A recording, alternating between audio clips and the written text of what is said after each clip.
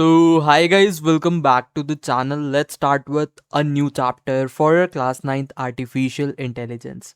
Unit 3, that is Maths for AI, Statistics and Probability. तो यार description में तुम्हें हमारी वेबसाइट की लिंक मिल जाएगी।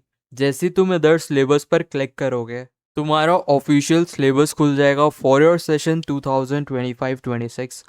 आज की वीडियो में हम तुम्हारे पार्ट डी का यूनिट 3 कवर करने वाले हैं, that is maths for AI, statistics and probability.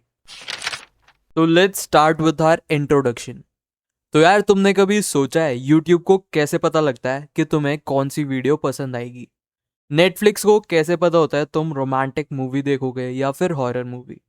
क्या ये लोग तुम्हें सीक्रेटली देख रहे होता है? नहीं, ये सब होता है with the help of maths.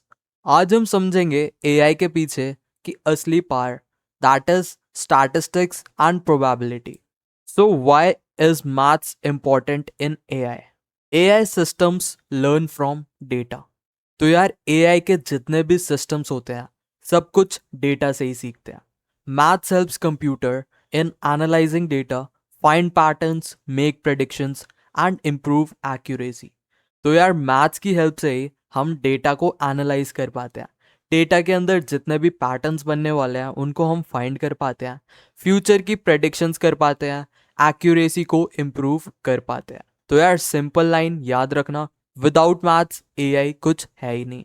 So without mathematics AI can not function properly. So application of mathematics in AI. AI के अंदर मैथ्स के क्या क्या एप्लीकेशंस होते हैं? Application of mathematics in AI. Mathematics is used in image recognition. जो तुम AI से कुछ भी फोटो देखकर इमेज रिकॉग्नाइज करा पाते हो, तुम फेस डिटेक्ट कर पाते हो, हर एक चीज में मैथ्स यूज होती है। तुम्हारी स्पीच रिकॉग्निशन, अगर तुम्हारे पास एप्पल के डिवाइसेस हैं तो तुम जैसी हे सीरी बोलते हो तुम्हारा सीरी एक्टिवेट हो जाता है, या फिर एंड्रॉयड में ओके गूगल बोलते हो। ऐसी एलेक्सा वगैरह जितने भी स्पीच बेस्ड डिवाइसेस हैं सब कुछ मैथमेटिक्स के ऊपर बेस्ड है। तुम्हारे रिकमेंडेशन सिस्टम, कैसे यूट्यूब और नेटफ्लिक्स तुम्हें कोई वीडियो सजेस्ट करता है। जैसे तुमने कुछ सर्च करा होगा तब जाकर तुम्हें मेरी वीडियो मिली होगी, तो ये यूट्यूब ने कैसे रिकमेंड करा? तो बैकएंड के अंदर बहुत सारे एल्गोरिदम्स, मैथमेटिक्स ऑपरेशंस परफॉर्म होते हैं जिनकी हेल्प से तुम्हें वीडियोस रिकमेंड होती हैं। Then we have is self driving car. जैसे तुमने सुना होगा टेस्ला के बारे में। टेस्ला के अंदर एआई जो यूज होता है उसकी हेल्प से हम इवन अपनी कार भी ड्राइव कर पाते हैं।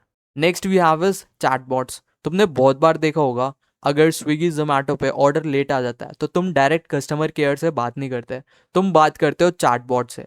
फिक्स्ड आंसर्स इनके पास होते हैं जो ये तुम्हें रिप्लाई कर देते हैं। For example when YouTube suggest videos, it uses mathematical models to predict what you like. जब यूट्यूब तुम्हें कोई भी वीडियो सजेस्ट करता है तो वो मैथ्स के मॉडल्स यूज करता है जो कि प्रेडिक्ट करते हैं कि तुम्हें ये वाली वीडियो पसंद आएगी कि नहीं आएगी।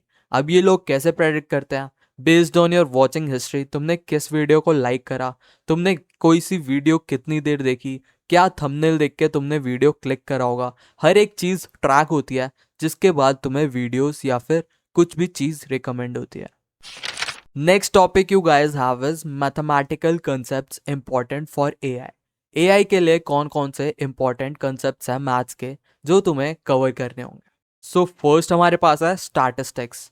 तुम अपने मैथ्स की क्लासेस में पढ़ोगे स्टैटिस्टिक्स के बारे में। इसके अंदर हम मीन, मीडियन, मोड ऐसी वैल्यूज निकालते हैं।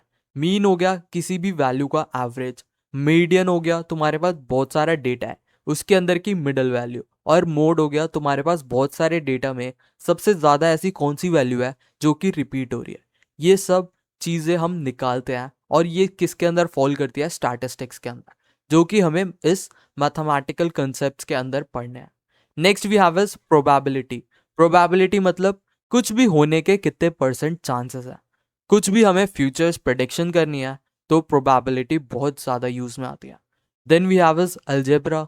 अलजेब्रा के बाद आगे तुम्हारे ग्राफ्स एंड डेटा रिप्रेजेंटेशंस। तुम्हारे bar graph, pie charts, histogram सब कुछ इसके अंदर आता है। Then you have is percentage. Out of 100% कितनी परसेंट है किसी चीज़ की होने की प्रोबेबिलिटी, ये सब किसके अंदर आता है? परसेंटेजेस के अंदर। Then we have is ratio, like तुम्हारे पास एक पिज्जा है जिसके अंदर 4 स्लाइसेस है, अगर तुम्हें एक स्लाइस चाहिए तो रेशियो क्या हो गया? 1:4। ये भी तुम अपने मैथ्स के चैप्टर्स में कवर कर रहे होगे। सो ये सारे कुछ मैथ्स के टॉपिक्स हैं जो कि हम पढ़ते हैं और जो कि फर्दर एआई में भी यूज होते हैं। आओ ब्रीफ ओवरव्यू लेते हैं स्टैटिस्टिक्स का। स्टैटिस्टिक्स की डेफिनेशन क्या होती है? Collecting, organising, analysing and interpreting data. जब भी हम डेटा को कलेक्ट कर कर ऑर्गेनाइज करते हैं, फिर ऑर्गेनाइज कर कर उसके ऊपर एनालिसिस परफॉर्म कराते हैं, जिससे हम कोई भी रिजल्ट इंटरप्रेट कर पाए, ये सब चीज का कलेक्शन क्या होता है? स्टैटिस्टिक्स। स्टैटिस्टिक्स से हमें क्या हेल्प मिलती है? स्टैटिस्टिक्स की हेल्प से हम पास्ट के डेटा को समझ सकते हैं, फ्यूचर की प्रेडिक्शंस निकाल पाते हैं। It helps in understanding large information. तुम्हारे पास बहुत ह्यूज क्वांटिटी में डेटा पड़ा है और उसे तुम्हें समझना है, तो तुम किसका यूज करोगे? स्टैटिस्टिक्स का। अब स्टैटिस्टिक्स में कुछ इंपॉर्टेंट चीजें होती है, that is mean, median, mode और रेंज। आओ एक एक कर सबको देखते हैं। मान लो तुम्हारे पास स्टूडेंट का स्कोर का डेटा पड़ा है, एक के मार्क्स आए हैं 69, एक के आए 92, एक के 85, एक के 99 और एक के 69।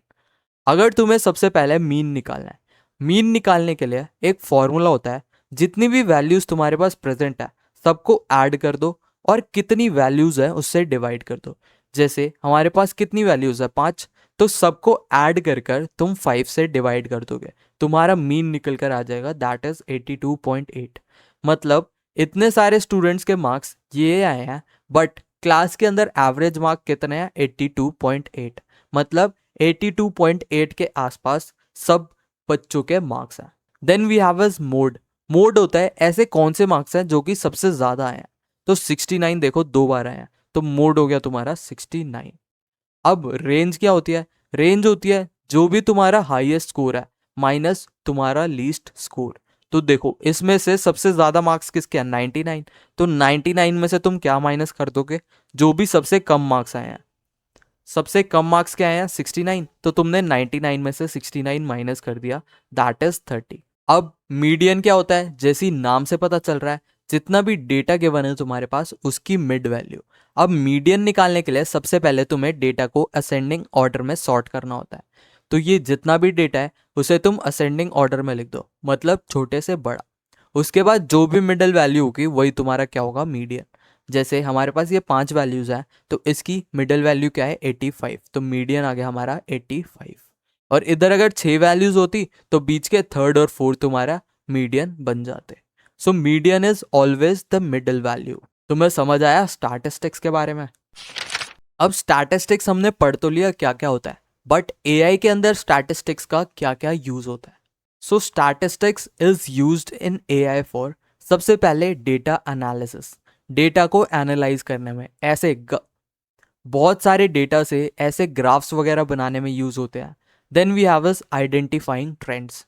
जैसे मान लो समर्स आ रहे हैं और समर में आइसक्रीम की सेल बढ़ रही है, तो तुमने एक ट्रेंड आइडेंटिफाई करा कि जैसी समर आती है तुम्हारी आइसक्रीम की सेल्स बढ़ जाती है। तो ऐसी पैटर्न्स या फिर ट्रेंड्स आइडेंटिफाई करना। Then we have is predicting outcomes. मान लो इंडिया का मैच हो रहा है पाकिस्तान से, तो बहुत ज्यादा चांसेस है कि इंडिया ही जीतेगी। तो ऐसे आउटकम्स प्रेडिक्ट करना, ये हम कैसे करते हैं? With the help of statistics. Then we have is improving model accuracy. तुमने कोई एआई मॉडल बनवाया और मान लो धीरे धीरे तुम्हें उसे इंप्रूव कराना है कि अभी वो गलत आंसर दे रहा है बट फ्यूचर में वो करेक्ट आंसर्स दे। तो तुम्हें अपना मॉडल इंप्रूव करने के लिए क्या यूज में लाना है? That is statistics. Then we have is making data driven decision. तुम्हारे पास बहुत सारा डेटा है, उससे तुम्हें कोई डिसीजन लेना है कि ये तुम्हें करना है कि नहीं, उसमें भी तुम क्या यूज करते हो? स्टैटिस्टिक्स। अब इसके actual real life example, Netflix के अंदर रिकमेंडेशन सिस्टम। तुम्हें मूवी कौन सी देखनी है, कौन सी देखनी तुम्हें पसंद आएगी, ये सब नेटफ्लिक्स तुम्हें सजेस्ट करके देता है। Then we have is weather prediction system. तुम्हारे पास नेक्स्ट वीक तक का वेदर आ जाता है कि कल बारिश होएगी कि नहीं, परसों ठंड होएगी कि नहीं। Next we have is online shopping suggestion. मान लो तुमने अमेजोन या फिर फ्लिपकार्ट पर कुछ सर्च करा, तुम्हारी प्रेफरेंस के अकॉर्डिंग कौन सी लिस्ट आती है, सबसे पहले तुम्हें कौन सा प्रोडक्ट शो करना है, वो सब हर चीज बेस्ड होती है स्टैटिस्टिक्स पर। Then we have is exam result analysis system. किसी बच्चे के कितने मार्क्स आ रहे हैं और उस मार्क्स पर कितने ग्रेड देने हैं, उस बेसिस पर हर को जज करने के लिए भी हम स्टैटिस्टिक्स यूज करते हैं। नेक्स्ट, स्टैटिस्टिक्स के बाद हमें पढ़ना है that is probability. So probability क्या होती है? प्रोबेबिलिटी का मतलब ही होता है चांस ऑफ समथिंग हैपनिंग। कोई चीज का क्या चांस है कि वो होगा। अगर 0 है किसी चीज का चांस तो मतलब वो कभी होगा ही नहीं। अगर 1 है तो होकर रहेगा, और इन दोनों के बीच लाई कर रहा है तो 50-50। और इधर वैल्यूज इम्पॉसिबल की तरफ, इधर वैल्यूज सर्टेन की तरफ। Probability is the chance of something happening. कोई चीज के क्या चांस है होने के। इसकी रेंज कहां से कहां होती है? 0 से 1। अगर प्रोबेबिलिटी 0 है मतलब वो इवेंट होगा ही नहीं, और प्रोबेबिलिटी 1 है तो वो इवेंट होकर रहेगा। जैसे तुम्हारी कभी बंदी बनेगी फ्यूचर में तो उसकी प्रोबेबिलिटी क्या है? 0, इम्पॉसिबल, बन ही नहीं सकती। Next we have is 1। क्या तुम कुआरे मरोगे? इसकी प्रोबेबिलिटी क्या है? 1, सर्टेन। हाँ, तुम ऐसे ही मर जाओगे। तो तुम्हें पता लगा प्रोबेबिलिटी होता क्या है। अब प्रोबेबिलिटी का फॉर्मूला होता है that is number of favourable outcomes upon total number of possible outcomes. मान लो तुम्हारे पास एक कॉइन है, तुमने कॉइन को टॉस करा। क्या प्रोबेबिलिटी है कि कॉइन में हेड आएगा कि टेल आएगा? तो अब नंबर ऑफ फेवरेबल आउटकम कितने हैं? अगर तुम्हें हेड चाहिए तो मान लो 1 है, और टोटल पॉसिबल आउटकम कितने हैं? 2, क्योंकि हेड भी आ सकता है, टेल भी आ सकता है। तो प्रोबेबिलिटी क्या हो जाएगी? 1/2। मतलब 50% चांस है कि हेड आ जाए और 50% चांस है कि टेल आ जाए। तो प्रोबेबिलिटी यही होता है, हम निकालते हैं कोई चीज फ्यूचर में हो रही है कि नहीं होगी। जैसे एक और एग्जांपल, तुमने डाइस रोल करा। डाइस के अंदर 1 से लेके 6 तक वैल्यूज होती है। अब तुम्हें प्रोबेबिलिटी निकालनी है कि तुम्हारे डाइस के ऊपर 3 आएगा कि नहीं। अब 3 आने के कितने चांस है? 1। और टोटल कितने इवेंट्स है? 6। तो 3 आने की प्रोबेबिलिटी क्या हो गई? That is 1/6। नेक्स्ट टॉपिक, अब प्रोबेबिलिटी एआई में कहाँ कहाँ यूज में आता है। जैसे मान लो अगर रेन हो रही है, बारिश हो रही है, और तुम्हारा मैच भी है। अगर दोनों इवेंट एक साथ होंगे तो प्रोबेबिलिटी हम बता सकते हैं कि मैच कैंसिल होने की प्रोबेबिलिटी बहुत ज़्यादा है। प्रोबेबिलिटी कहाँ कहाँ यूज में आता है? तुम्हें कोई फ्यूचर प्रेडिक्शन करनी हो, अनसर्टेनिटी, कोई भी तुम किसी भी चीज को लेके अनश्योर हो कि वो चीज होगी कि नहीं, उसको हैंडल करने के लिए तुम्हें पैटर्न्स आइडेंटिफाई करने हैं बहुत सारे डेटा में, तो तुम प्रोबेबिलिटी की हेल्प ले सकते हो। Detect spam emails. तुमने बहुत बार देखा होगा तुम्हारे मेल में एक स्पैम का अलग सेक्शन बना होता है। सॉफ्टवेयर को कैसे पता लगता है कि कोई मेल स्पैम है कि नहीं? उन सब चीज़ों में हम क्या यूज़ करते हैं? प्रोबेबिलिटी।